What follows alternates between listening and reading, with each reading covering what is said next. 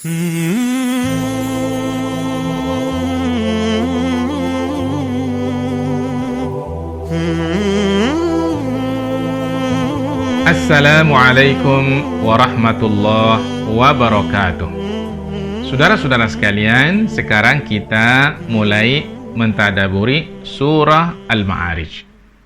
Nah, kita mulai dulu dari kandungan umum dari surah Al-Ma'arij. Surah Al-Ma'arij ini pertama bercerita tentang pembangkangan orang-orang Quraisy kepada baginda Rasulullah sallallahu alaihi wasallam, di mana keingkaran mereka itu sudah sampai pada puncaknya, sehingga mereka minta diturunkan azab dari Allah Subhanahu wa taala.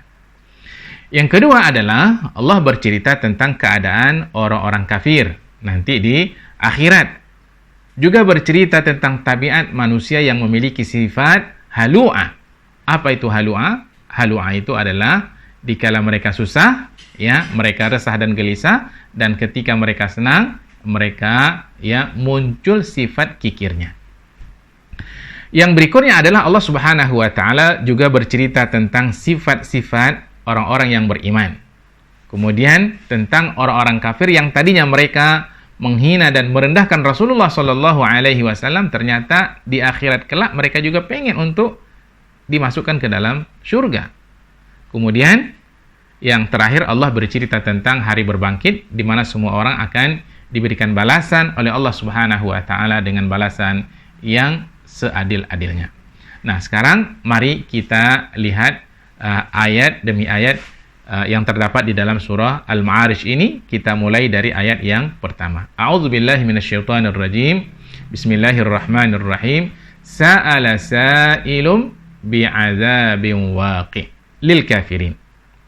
Ada orang yang meminta kepada baginda Rasulullah sallallahu alaihi wasallam agar diturunkan azab. Bagi siapa? Lil kafirin, bagi orang-orang kafir. Ada seorang yang namanya Nadhr Ibnu Al-Harith. Ini adalah seorang tokoh Quraisy yang sangat dahsyat permusuhannya kepada baginda Rasulullah sallallahu alaihi wasallam. Bahkan permusuhannya itu sudah sampai pada puncaknya. Ini seperti yang disebutkan oleh Al-Imam Al-Alusi di dalam tafsirnya. Nah, Allah Subhanahu wa taala menceritakan di dalam surah yang lain bagaimana permintaan dia agar diturunkan azab kepada mereka, yaitu di dalam surah Al-Anfal ayat 32. A'udzubillahi minasyaitonirrajim. Wa idz qalu, dan ingatlah ketika mereka berkata, Allahumma, ya Allah. Apakah orang-orang kafir juga menyebut Allah Subhanahu wa taala? Iya, mereka menyebut Allah dan mengakui Allah itu sebagai pencipta. Tapi untuk menyembah satu-satunya Tuhan, ya, Allah saja, mereka tidak mau. Mereka mengatakan, Allahumma, ya Allah, in kana hadza, jika adalah ini. Apa itu? Al-Quran. Huwal haq, Al-Quran itu benar. Kemudian, min indik, dan benar turun dari Allah Subhanahu wa ta'ala, fa'amtir alaina hijaratan minas sama, maka coba turunkan ke atas kami hujan batu dari langit. Awi'tina bi'azabin alim, atau datangkan kepada kami azab yang pedih. Saudara-saudara sekalian, Al-Imam Ibnu Katsir rahimahullah mengatakan, permintaan seperti ini adalah menunjukkan, kata Al-Imam Ibnu Katsir, puncak keingkaran dan kebodohan mereka. Jadi orang kalau sudah sampai kepada puncak keingkarannya, ya, itu otaknya sudah tidak berfungsi secara normal. Sampai dia minta seperti ini, ya. Yang seharusnya, kata Al-Imam Ibnu Katsir, ya, bukan minta diturunkan azab dari Allah Subhanahu wa taala. Yang seharusnya mereka katakan itu adalah seperti ini. Allahumma, ya Allah, in kana hadza huwal haqqu, jika adalah Al-Qur'an ini benar. Min indik, memang benar turun dari sisimu.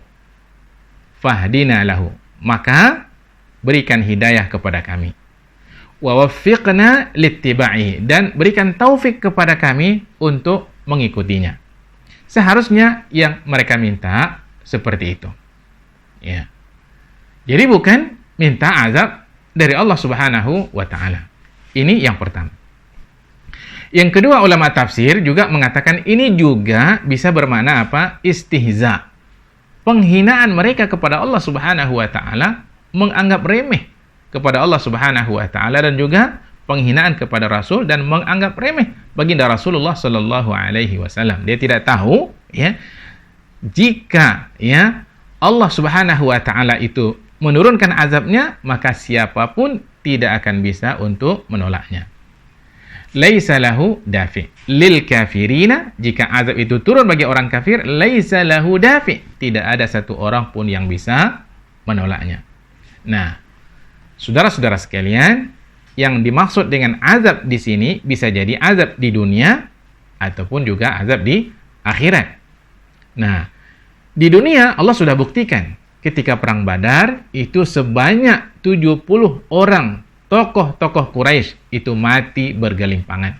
Di antaranya adalah Nadhr ibnu Al-Harits itu sendiri, ya, yang tadi minta kepada Allah agar diturunkan azab. Ternyata dia mati ya di perang Badar. Mati secara ya mengenaskan. Yang kedua adalah Utbah ibnu Rabi'ah, juga terbunuh. Syaibah ibnu Rabi'ah, saudaranya, ya, daripada Utbah. Kemudian Walid ibnu Al-Mughirah, kemudian Abu Jahal atau Amr bin Hisham, dan Umayyah ibn Khalaf.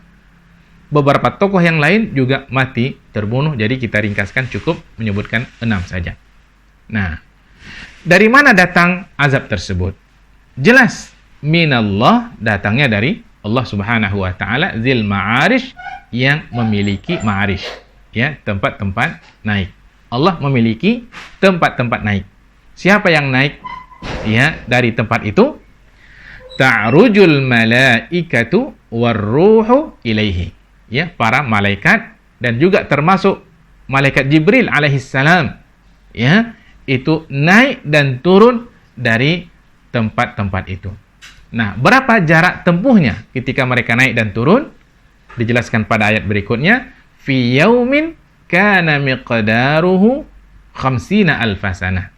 Dalam satu hari di sisi Allah Subhanahu wa taala, ya, itu kadarnya hari mengikut manusia berapa lama? Itu 50,000 sanah, 50.000 tahun. Ini disebutkan oleh Syekh Muhammad Ali As-Sabuni di dalam kitab tafsirnya Safwa At-Tafasir. Nah, sekarang kalau kita cari ayat yang lain, kita ketemu juga. Misalnya dalam surah As-Sajdah, ya, disebutkan jarak tempuhnya itu bukan 50.000 tahun, tapi adalah 1.000 tahun. Allah Subhanahu wa taala berfirman di dalam surah As-Sajdah ayat 5. Yudabbirul amra minas sama'i ilal ard. Allah Subhanahu wa taala mentadbir, mengurus, ya, seluruh urusannya itu dari langit ke bumi. Tsumma ya'ruju ilaihi, kemudian naik lagi kepada Allah Subhanahu wa taala fi yaumin, dalam satu hari yang kadar satu hari itu kana miqdaruhu alfasanatim mimma ta'uddun, sama dengan 1.000 tahun hari-hari yang dilalui oleh manusia. Nah, sekarang saudara-saudara sekalian, bagaimana kita menggabungkan antara tadi disebutkan ya jarak tempuhnya 50.000 tahun, dan satu lagi ada ayat yang menyebutkan jarak tempuhnya 1.000 tahun mengikut hari-hari yang dilalui oleh manusia di atas muka bumi ini. Maka Al-Imam Ibnu Katsir rahimahullah mengatakan bahwa jarak tempuh satu lapisan bumi dengan bumi lainnya itu kan ada 7 lapis, ya, antara satu lapisan bumi dengan lapisan yang lainnya itu adalah jarak tempuh turun dan naik itu 1.000 tahun. 1.000 tahun ada 7 lapisan bumi, berarti 7.000. Langit juga 7.000, berarti 14.000. Kemudian kata Al-Imam Ibnu Katsir, dari langit yang ke-7 ke arasy Allah Subhanahu wa taala itu jaraknya adalah 36.000 tahun. Turun dan naik. Jadi jumlahnya keseluruhan adalah 50.000 tahun. Nah, akan tetapi itu hanya ditempuh oleh malaikat, naik dan turun itu hanya dalam satu hari saja, mengikut hari pada Allah Subhanahu wa taala. Ini pandangan yang pertama. Pandangan yang kedua adalah menurut Ibnu Abbas radhiyallahu taala anhuma. Ini maksudnya bandingan hari antara dunia dengan hari kiamat. Maksudnya Allah Subhanahu wa taala jadikan bagi orang kafir masa menunggu mereka sampai nanti mereka masuk ke dalam neraka dan tinggal selama-lamanya di sana. Itu masa menunggu mereka adalah 50.000 tahun. Ya. Satu hari di sana, di sini sama dengan 50.000 tahun. Nah, bagaimana pula dengan yang 1.000 tahun tadi? Kalau kita bawa, ini adalah cerita tentang hari akhirat. Ya, yang tadi disebutkan, fi yaumin kana miqdaruhu alfasanatin mimma ta'udun, dalam satu hari di sisi Allah Subhanahu wa taala itu sama dengan kadarnya 1.000 tahun pada hari-hari yang dihitung oleh manusia. Asy-Syaikh Muhammad Ali As-Sabuni rahimahullah mengatakan bahwa di akhirat nanti, ya, di padang mahsyar orang-orang kafir itu berjalan 1.000 tahun. Kemudian berhenti. Kemudian berjalan lagi selama 1.000 tahun. Kemudian berhenti. Nah, tempat pemberhentian mereka ketika berjalan itu ada 50 pemberhentian. Nah, jumlah keseluruhannya adalah 50.000 tahun. Nah, inilah masa menunggu orang-orang kafir sampai nanti dia masuk, ya, ke dalam neraka setelah melalui proses hisab, mizan, dan sirat. Nauzubillah min dzalik. Itu bandingan satu hari di sana dengan, ya, hari yang ada pada manusia. Jadi sangat lama sekali, ya. Nah, karena itulah ketika ini diceritakan oleh Allah Subhanahu wa taala kepada baginda Rasulullah sallallahu alaihi wasallam, baginda Rasulullah sallallahu pun menceritakan kepada sahabatnya. Sahabat kemudian mengatakan, "Ya Rasulullah, kalau begitu ini lama sekali." Ya, maka Nabi kemudian mengatakan, untuk orang-orang yang beriman kepada Allah Subhanahu wa taala akan diringankan oleh Allah Subhanahu wa taala. Baginda mengatakan, ya, "Wallazi nafsi biyadihi," yang demi jiwaku berada dalam genggamannya, di tangannya, "innahu la yukhaffafu 'alal mu'min," sesungguhnya akan diringankan kepada orang-orang yang beriman.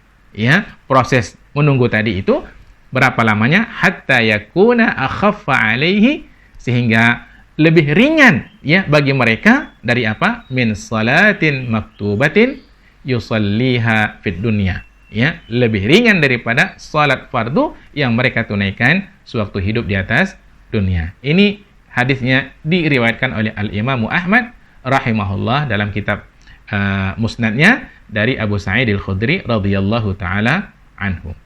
Kemudian juga Al-Imam Ibrahim At-Taimi rahimahullah, dia di mana beliau mengatakan, la yakunu 'alal mu'min illa kama bainaz zuhri wal 'asri.